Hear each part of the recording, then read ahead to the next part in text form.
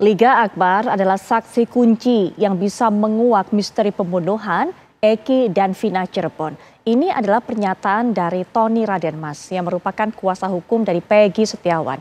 Tony menganggap bahwa nantinya apa yang menjadi pernyataan, apa yang menjadi keterangan dari Liga Akbar alias Gaga bisa mengungkap apa yang terjadi sebenarnya pada malam itu.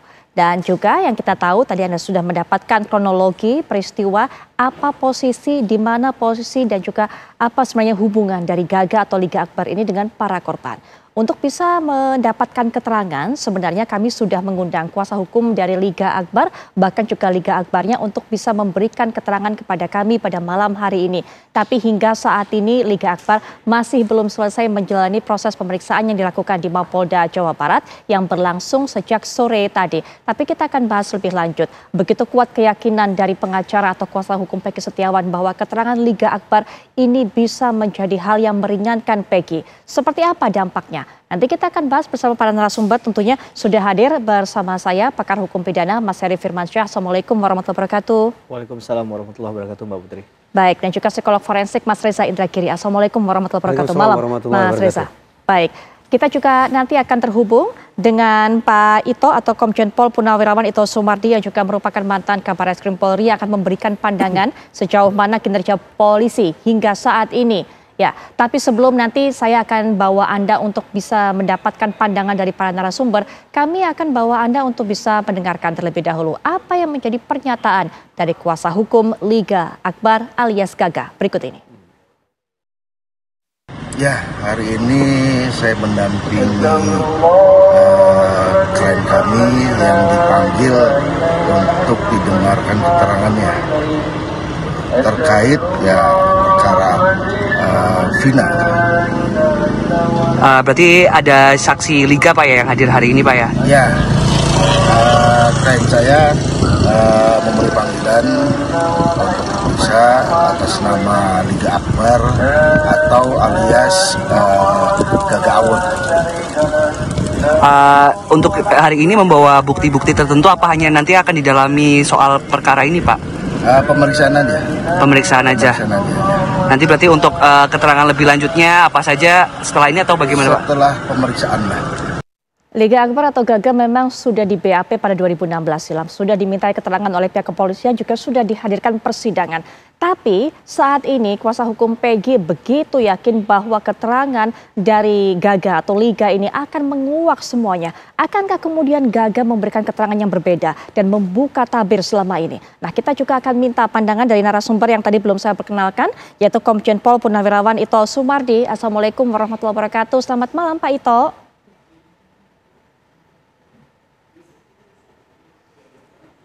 Baik, Pak Ito masih belum bisa mendengar suara saya kah? Saya belum bisa mendengar suara Pak Ito. Apa mungkin masih di-mute, Pak Ito?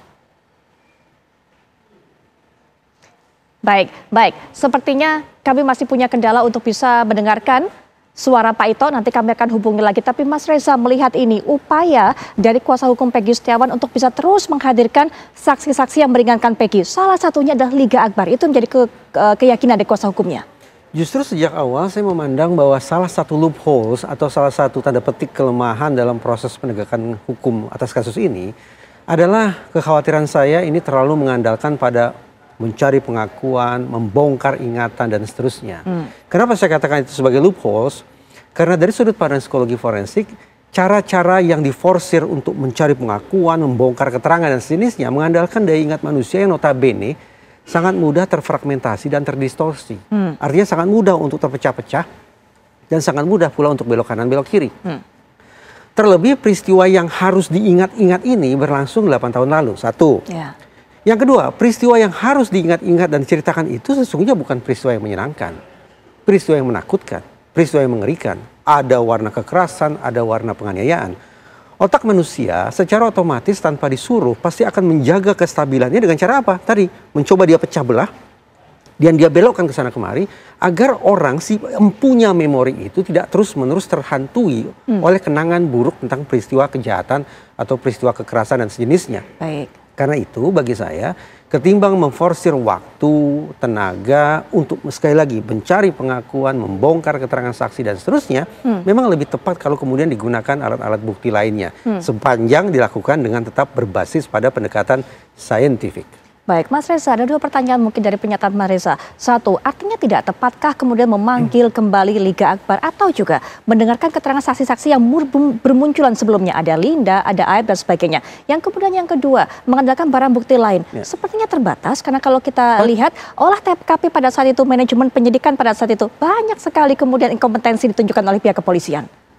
Ada data yang menunjukkan bahwa kasus salah tangkap penyebab utamanya adalah kekeliruan dalam keterangan saksi mata. Itu berada di peringkat pertama.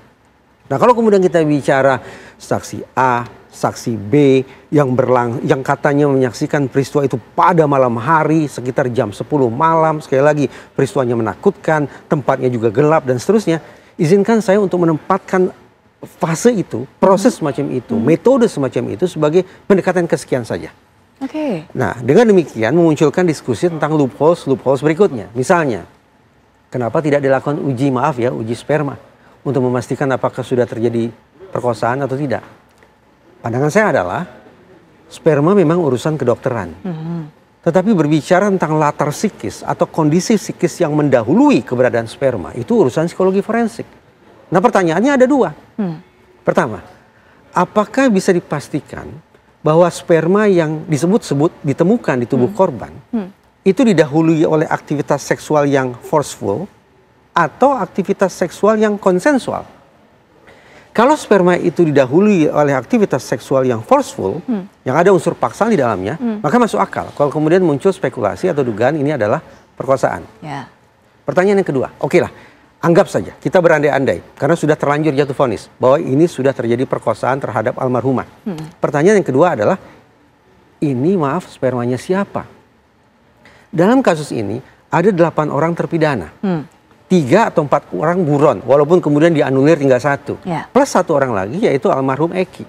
Total ada sekitar 13 laki-laki yang ada dalam kasus ini. Sekali lagi pertanyaannya, ini sperma siapa? Yang menurut saya juga tidak terjawab. Karena dalam perbincangan di 2 sisi di TV One dengan Direskrimum Polda Jabar yang saat ini bukan yang dulu, Direskrimum Polda Jabar pun mengakui bahwa tidak dilakukan uji DNA terhadap sperma itu. Nah, ini yang saya sebut sebagai loophole kedua, keanehan kedua, kelemahan kedua terkait dengan uji saintifik.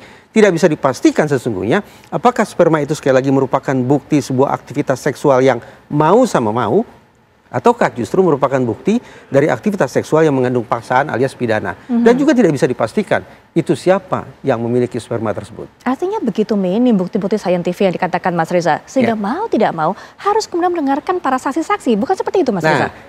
Itu yang saya khawatirkan. Karena alat-alat bukti lemah, yang lain sangat-sangat lemah, maka terkesan kita hanya cuma punya satu cara untuk meyakinkan publik. Yaitu sekali lagi menguber pengakuan, lalu mencari keterangan sedalam-dalamnya dari sekian banyak saksi. Masih ingat saya dalam perbincangan dengan penasihat hukum para terpidana, mereka katakan misalnya ada 6 foto orang dalam kondisi lebam-lebam. Kata penasihat hukum, ini adalah kondisi babak belur yang diakibatkan oleh sebuah pemeriksaan oleh otoritas penegakan hukum. Demikian pula ketika saya bertemu dengan Saka Tatal, dia katakan ke saya berbagai macam bentuk kekejaman yang dia peroleh ketika pihak yang dia sebut sebagai polisi memaksakan bahwa Saka Tatal harus mengakui bahwa dia sudah melakukan perbuatan-perbuatan pidana tersebut. Padahal Saka Tatal mengatakan kepada saya dia tidak melakukan itu. Nah, ini kalau memang benar sudah terjadi tindakan penganiayaan sedemikian rupa dalam sebuah situasi interogasi, ini yang memperkuat rasa keprihatinan saya. Sekaligus kekhawatiran saya bahwa jangan-jangan memang sekarang otoritas penegakan hukum lebih berfokus pada mencari pengakuan saja, memforsir terjadinya keterangan sebagaimana yang diinginkan oleh pihak pemeriksa, bukan berdasarkan fakta. Baik, tadi sudah Anda saksikan juga sambil mendengarkan keterangan ataupun juga pandangan dari Mas Reza Indragiri bagaimana kronologi kejadian. Menurut dari Liga Akbar atau Gaga, apa perannya di sana? Sejauh mana atau selama apa Gaga ini bersama dengan para korban? Ini kita lihat kembali terjadi 27 Agustus 2016, korban Vina dan kekasihnya Rizky melewati kawasan Kali Tanjung Kemudian 11 pelaku bersenjata bambu menghantam korban hingga terjatuh, dan sebelumnya juga sempat terdengar kabar bahwa diawali dulu dengan adegan kejar-kejaran motor begitu. Kita lihat kembali, korban lalu dibawa para pelaku ke tempat sepi. Ya, dan ini merupakan kronologi versi pihak kepolisian dari pembunuhan sadis Eki dan Vina. Nah, para pelaku kemudian menganiaya Rizky atau Eki dan memperkosa Vina hingga tewas. Tadi yang dikatakan juga oleh Bung Reza Indragiri bahwa jika memang itu dilakukan perkosaan pada malam hari itu seharusnya kemudian diperiksa sperma yang ada pada tubuh jenazah Vina. Nah, kemudian jasad kedua korban ditemukan di Jalan Layang Desa Kepongpongan atau Jembatan Layang Talun, yang juga kemarin salah satu titik yang didatangi pada saat masa prarekonstruksi beberapa hari lalu. Itu adalah kronologinya. Nah, kalau Anda tadi saksikan pada saat para pelaku ini disebut kemudian berupaya untuk bisa menjatuhkan pasangan ini. Nah, sebelumnya ada kejar-kejaran, disitulah ada Liga Akbar. Menurut keterangan dari Gaga atau Liga ini sendiri. Tapi kemudian Liga ataupun Gaga berhasil melarikan diri, masuk ke dalam gang dan juga berpisah dengan korban atau berpisah dengan Vina dan Eki. Sehingga setelah itu ia tidak tahu apa yang terjadi dengan Vina dan Eki. Nah, Mas Heri juga bisa berikan pandangan upaya apa ini? Jadi dari kuasa hukum keluarga Vina pada saat itu berupaya menghadirkan keterangan dari Linda. Kemudian saat ini juga nanti sebenarnya kita akan konfirmasi apakah memang pihak kepolisian yang memanggil Gaga atau Liga Akbar ini atau sebenarnya disodorkan oleh kuasa hukum Peggy. Karena sepertinya kuasa hukum Peggy yang begitu ingin polisi mendengarkan keterangan dari pihak Gaga ini. Tapi Mas Heri bagaimana melihatnya? Karena memang sepertinya hanya mengandalkan keterangan dari para saksi-saksi.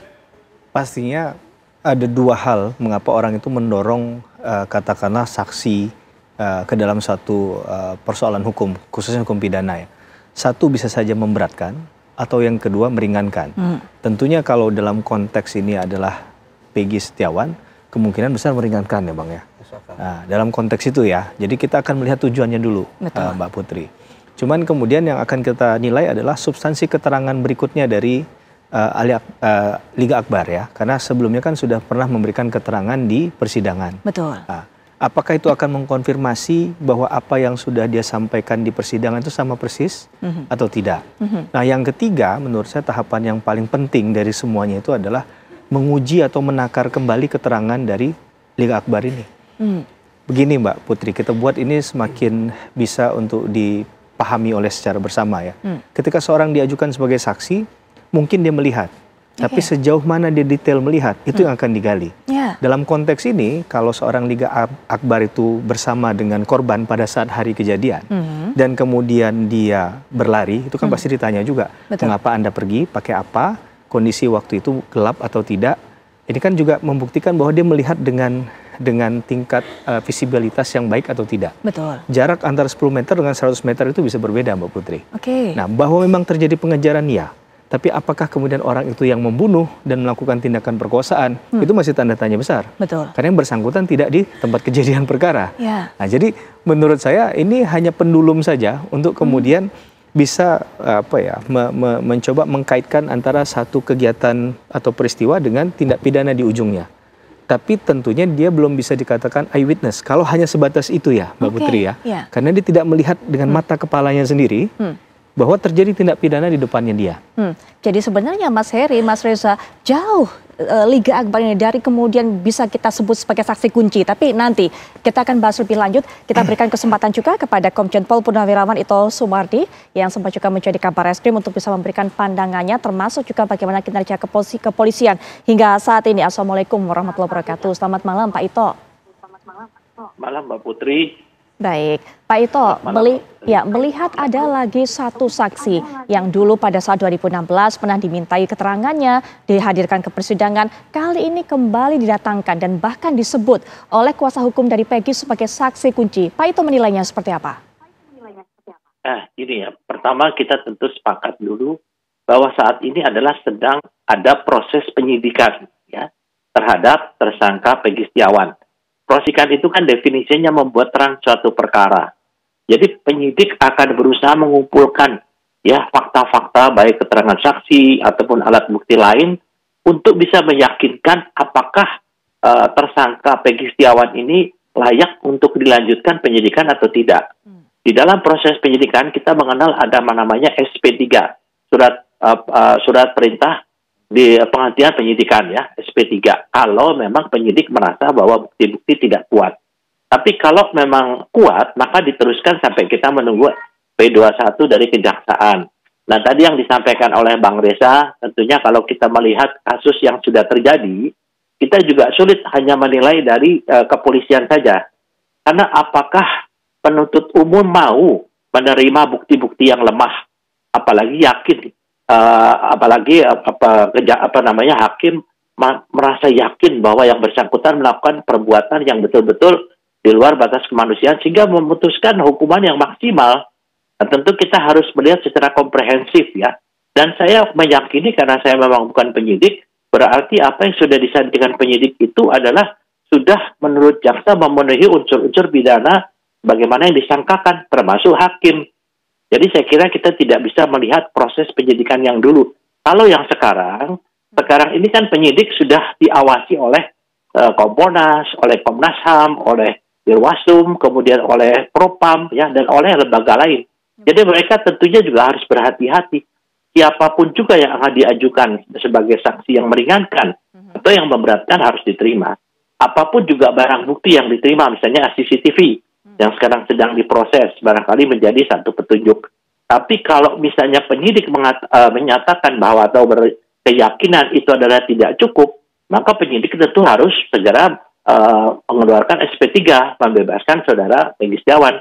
Tapi kalau penyidik merasa yakin, maka tentunya penyidik akan terus berkoordinasi dengan kejaksaan, apakah kasus ini, apakah saudara Peggy Setiawan ini layak untuk diteruskan sebagai tersangka atau tidak. Demikian prosesnya, Mbak Putri. Baik, bicara mengenai nama-nama yang sekarang kemudian diajukan oleh kuasa hukum dari Peggy Setiawan untuk meringankan. Kita sudah tahu ada 4 rekan kerja, kemudian juga 1 adik. Nah, Robi yang juga merupakan adik Peggy ini, Pak Ito, diperiksa juga pada hari ini, dan juga salah 1 rekan kerja juga diperiksa oleh pihak kepolisian hari ini, dan mereka ini yang akan mengatakan bahwa pada saat kejadian itu berlangsung, Peggy ini tidak ada di Cirebon, melainkan ada di Kota Bandung. Nah, satu lagi kemudian yang diharapkan bisa menguak kasus adalah yang sempat saya sampaikan tadi, masalah Liga Akbar, yang datang juga diperiksa dan juga dimintai keterangannya. Pak Ito, seperti apa kemudian melihat kesaksian mereka mungkin bisa menjadi sebuah celah yang bisa menguntungkan bagi Peggy Setiawan? Pengalaman saya ya, Mbak Putri, saya kalau menerima sesuatu yang istilahnya keterangan bersifat saat ini, tentunya saya akan kejar terus kedalaman daripada keterangan tersebut. Jadi penyidik tidak mungkin hanya akan mendengarkan apa yang disampaikan. Tentu dia akan mengejar pada saat itu saksinya siapa. Nah, itu memang tugas kita kan, membuat terang satu perkara itu penyidikan. Sampai kita yakin bahwa apa yang disampaikan itu betul-betul merupakan suatu keterangan yang tidak dibuat-buat.